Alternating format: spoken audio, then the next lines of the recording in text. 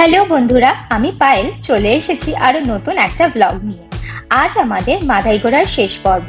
Satpura reserve ফরেস্টে কি কি দেখলাম, বাইসান রিসোর্ট আয়োজিত ডিনারে কি কি ছিল, আর শতাব্দী এক্সপ্রেসের ভিস্টাডোম কোচে আমাদের কি কি এক্সপিরিয়েন্স হয়েছিল, চলো তোমাদের সবার সাথে শেয়ার করি এই পর্বের মধ্য দিয়ে।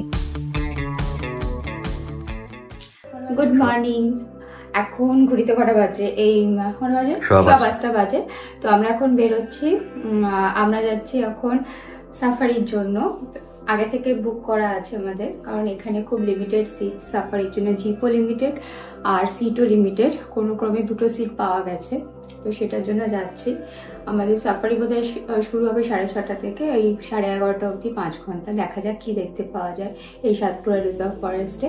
তো এখন আমরা বেরোচ্ছি, কারণ এখন অনেক ওরা একটা ফর্ম দেবে, সেগুলো ফিল আপ করতে হবে।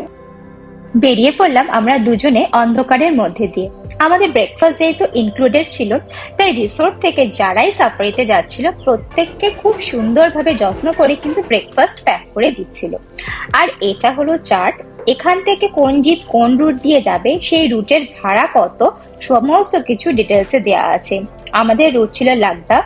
6 জন যাত্রী, 1 জন গাইড আর 1 জন ড্রাইভার মিলিয়ে সেই রুটের ভাড়া ছিল 3780 টাকা। অনেকদিন আগে থেকে আমাদের অনলাইন বুক করতে হয়েছিল। এমপি ট্যুরিজমের যে ওদের যে ওয়েবসাইটটা রয়েছে mponline.gov.in, সেখান থেকে একটা আলাদা ডেডিকেটেড সেকশনই রয়েছে হচ্ছে ফরেস্ট রিজার্ভের জন্য বুক করা। তো সেইখান থেকে বুক করতে হয়েছিল, কিন্তু আমরা ফুল ভেহিকেল তো পাইনি। তো সেই জন্য আমাদের নিতে হলো হচ্ছে শেয়ার, মানে সিঙ্গেল সিট বেসিস। তো তাতে যেটা করতে হলো, ওখানে 2টো মাত্র সিট পড়েছিল। 13টা গাড়ি ঢোকে হচ্ছে সকালবেলা, 13টা গাড়ি ঢোকে হচ্ছে বিকেলবেলা। 13টা করে, তার বেশি এন্ট্রি নেই। 13টা করে জিপ ঢোকে। তো তার মধ্যে একটাই জিপ পড়েছিল সকালের স্লটে, আজকের দিনে 6 তারিখ। তো সেখানেও 2টো মাত্র সিট ছিল। তো সেই 2টো আমরা বুক করেছিলাম। 1000 টাকা হচ্ছে বুকিং অ্যামাউন্ট, যেটা দিতে হয় সেটা দেওয়া হয়েছিল। আর বাকিটা, কারণ আমরা অনেক লেটে প্ল্যান করেছি, মানে কোনো ঠিক ছিল না, হঠাৎ করে প্ল্যান করে, এগুলো একটু প্ল্যান করে রাখলে ভালো হয়। বাট এনিওয়ে, আর এটা হয়েছিল। আর বোধহয় জিপ ভাড়া পুরো, মানে টোটাল যে গাইড প্লাস ভেহিকেল কস্ট হচ্ছে অ্যারাউন্ড 9,000। কেউ কেউ বলছে যদিও 7.5, আমি জানি না, সেটা আগে আর বুঝতে পারবো। তো যাই হোক, বাকি টাকাটা এই যে 6 জন যে ট্রাভেল করছে একসাথে একটা গাড়িতে, 6 জন, সামনে 3 পেছনে 3, এই 6 জনের মধ্যে টাকাটা ভাগ হয়ে যাবে এই 9,000 টাকা, এবং 1000 টাকাটা হয়তো ডিডাক্ট হয়ে যাবে বা কিছু একটা হবে, আমি জানি না।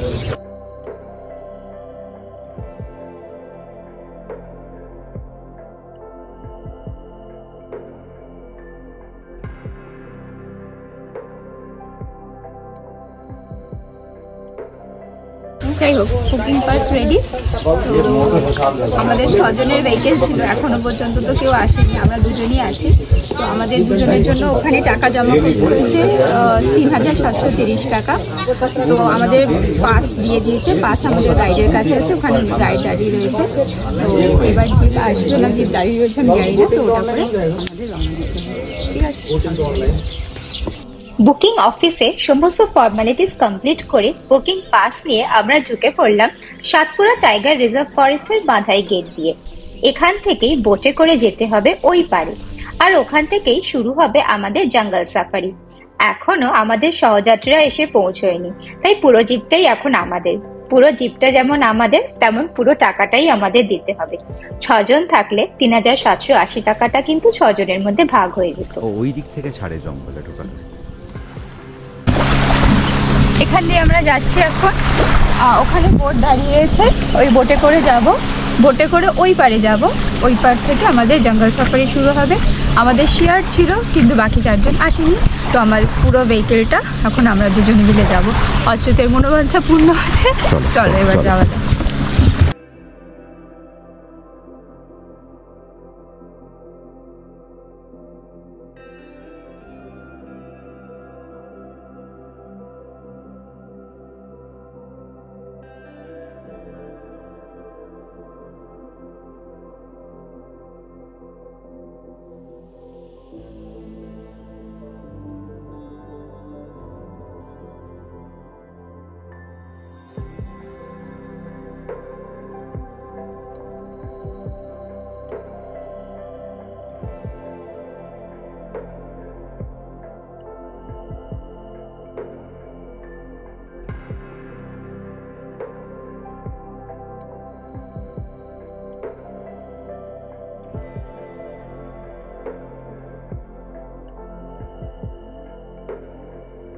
এত সুন্দর ভিউ উপভোগ করতে করতে যখন ডেনভার নদীর ওপারে পৌঁছালাম, কিছুক্ষণের মধ্যেই আমাদের কাছে খবর এসে পৌঁছলো বাকি 4জন সহযাত্রীদের মধ্যে 2জন সহযাত্রী এসে পৌঁছেছে যারা আছে নদীর ওপারে।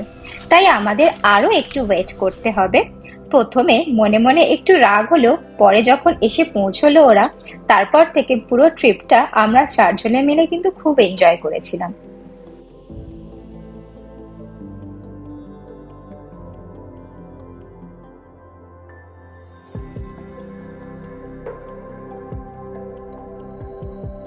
শুরু হলো আমাদের জঙ্গল সাফারি।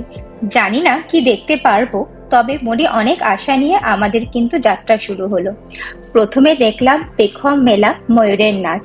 ভোরের আলোয় দৃশ্যটা ছিল অভূতপূর্ব। খুব আশা ছিল যদি বাঘমামাকে দেখা যায়। এখানে সকালে যেমন 6:30 থেকে 11:30 অবধি জঙ্গল সাফারি হয়, তেমন কিন্তু বিকালেও জিপ সাফারি হয়। সেটা এই 4:45 থেকে 6:45, 6:30 এরকম টাইম অবধি। আমাদের সাথে যারা ছিল তারা 2টো সাফারি বুক করেছিল, গতকাল বিকালে একটা, আজ সকালে একটা। আর ওরা গতকাল বিকালের সাফারিতে কিন্তু বাঘ দেখতে পেয়েছিল। তবে সত্যি কথা, এত সুন্দর লাগছিল সমস্ত কিছু মিলে, আমি ভাষায় প্রকাশ করতে পারবো না।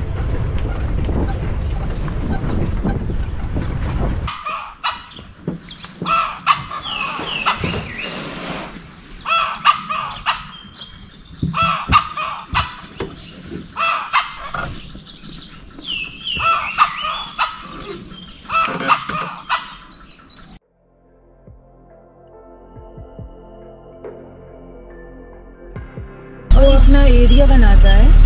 हाँ हाँ। तो उसके लिए ऐसे मार्किंग करता है।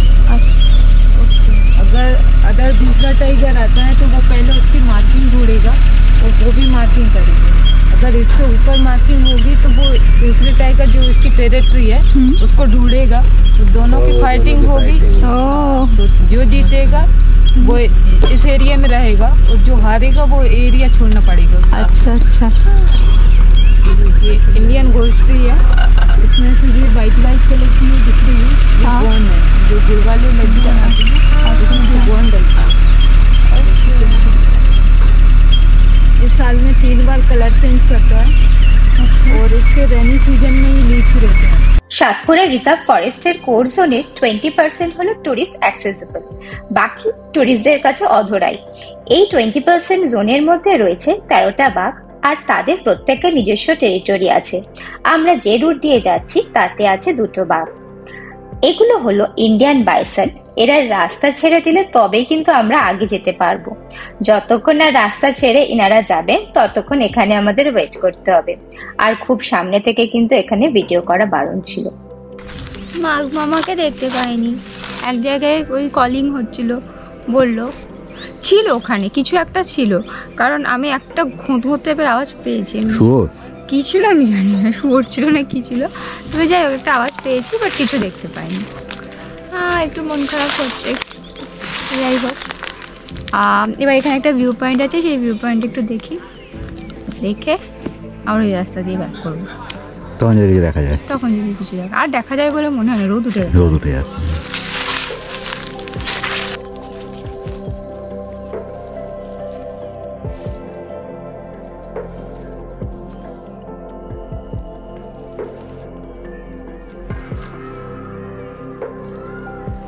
আবার অফার করবো ফেরার সময় দেখে। হ্যাঁ, খুব দেখে পরে। ঘড়িতে এখন এই 10:15 মতো বাজে। এখন আমাদের হোটেলে ফেরার পালা। ওই একই রাস্তা দিয়ে আমরা চলেছি। কোথাও মনের কোণে আশা ছিল যদি একবার দেখা যায়। যাই হোক, এবার হয়তো হয়নি। কি আছে, মধ্যপ্রদেশে তো প্রচুর জঙ্গল, কোন না কোনো জঙ্গলে ঠিক দেখতে পাবো। আর বাঘ মামাকে দেখতে পেলে সেটা নিশ্চয়ই তোমাদের সবার সাথে শেয়ার করব। আবার ডেনভার রিভার পেরিয়ে আমরা এখন হোটেলে ফিরছি। আমরা যেহেতু 4জন ছিলাম, তাই এই 3780 টাকাটা আমাদের 4জনের মধ্যে ভাগ হয়ে গিয়েছিল।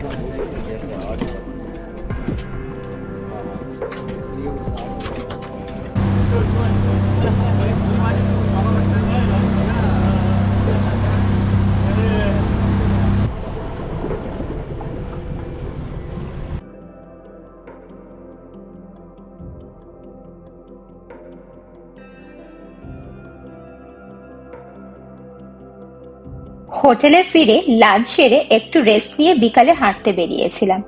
এখন ঘড়িতে রাত 8:30। এসেছি ডিনারের জন্য। অ্যাম্বিয়েন্সটা অপূর্ব। ডিনারে এত ভালো ভালো আইটেম ছিল, কিন্তু তার মধ্যে আমার সব থেকে ভালো লেগেছিল ঘি মাখানো বাজরার রুটি, গুড় আর সেমাইয়ের পায়েস। क्या हॉट एंड सूप नहीं, हॉट सूप नहीं खा नहीं पाएंगे। और ये भाजी है मैम, मिक्स भाजी। अच्छा अच्छा। चना मसाला। अच्छा, हांडी चना मसाला। हांडी चना मसाला। ये बड़ी की सब्जी है। बड़ी की सब्जी है, इंग्लिश में कहते हैं न्यूट्रिला। क्या बोलते हैं?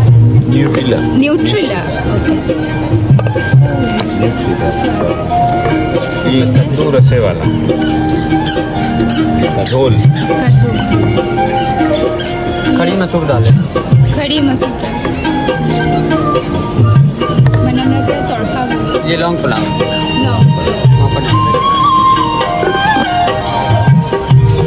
ये ऐड करेंगे ना? हाँ। और ये चिकन करी।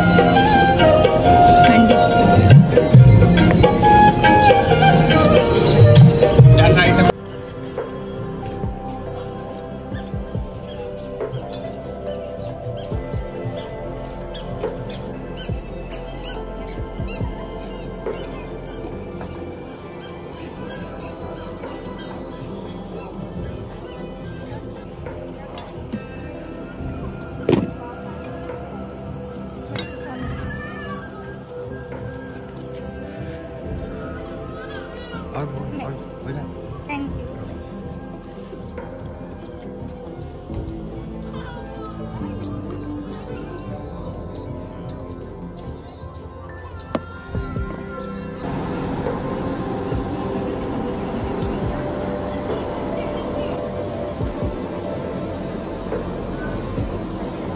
হ্যালো, গুড মর্নিং বন্ধুরা।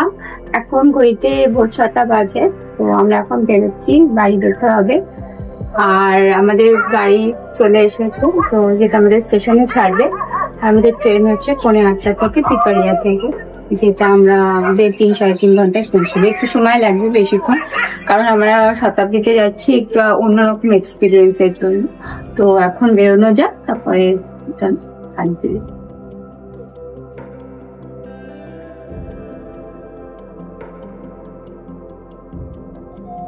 বেরিয়ে পড়লাম বাড়ি ফেরার উদ্দেশ্যে।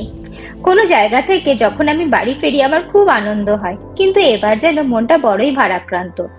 অচ্যুতকে বারবার বলছিলাম যদি আরো একবার সাফারিতে যেতে পারতাম। খোলা জায়গায় জীবজন্তুরা কি সুন্দরভাবে ঘুরে বেড়াচ্ছে, কোনো বাধা নেই, নিষেধ নেই। আমার যেন বড্ড ভালো লেগেছিল। কি আর করা যাবে, এবার যাচ্ছি আরো নতুন এক এক্সপিরিয়েন্স সংগ্রহ করার জন্য। ফেরার সময় আমরা টিকিট কেটেছিলাম শতাব্দী এক্সপ্রেসের ভিস্টাডোম কোচে। টিকিটের ভাড়া ছিল 885 রুপিস পার পার্সন। এর সাথে কিন্তু কোনো মিল ইনক্লুডেড ছিল না। ভিস্টাডোম জেনারেলি শেষ কোচ, তবে এখন এটা প্রথম কোচ। ইটারসিতে গিয়ে ইঞ্জিন চেঞ্জ হওয়ার পর হয়ে যাবে এটা শেষ কোচ। ভিস্টাডোমে উঠেছি, আর এটা আমার প্রথম এক্সপিরিয়েন্স। অনেকদিন আগে থেকেই চালু হয়েছে, বাট আজ আমরা দুজনে প্রথম উঠলাম এখানে। তো এটা হচ্ছে কোচটা একদম প্রথমই ছিল, ইঞ্জিনের পরেই ছিল, কারণ এটা পরে শেষ কোচ হয়ে যাবে। আর এটা পুরোটাই কাজ করে, কেউ নেই, ফাঁকা, ওই 3-4 জন আছে।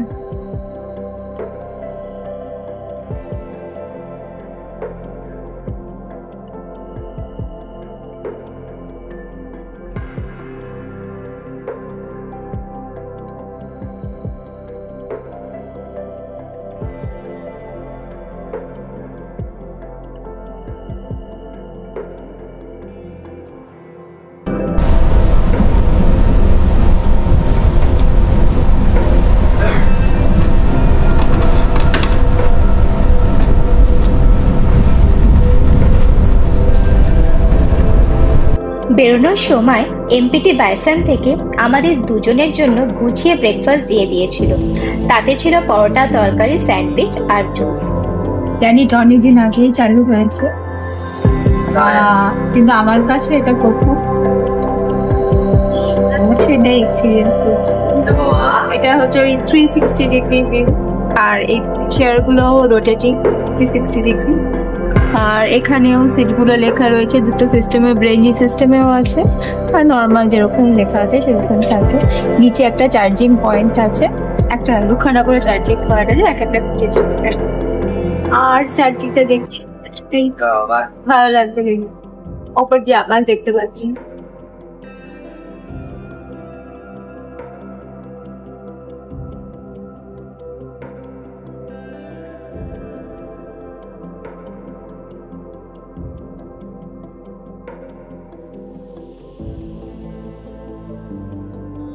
পিপারিয়া স্টেশনের পরবর্তী স্টেশন হলো ইটারসি।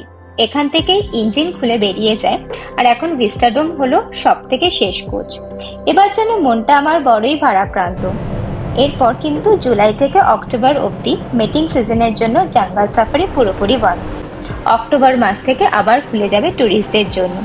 তখন নিশ্চয়ই আবার আসবো কোনো না কোনো জঙ্গলে। আর যদি বাঘ মামার সন্ধান পাই নিশ্চয়ই তোমাদের সবার সাথে শেয়ার করবো। আজ এইটুকু। আশা করি তোমাদের এই পর্বটা খুব ভালো লেগেছে। আর ভালো লাগলে প্লিজ লাইক, শেয়ার, কমেন্ট আর সাবস্ক্রাইব করতে ভুলো না।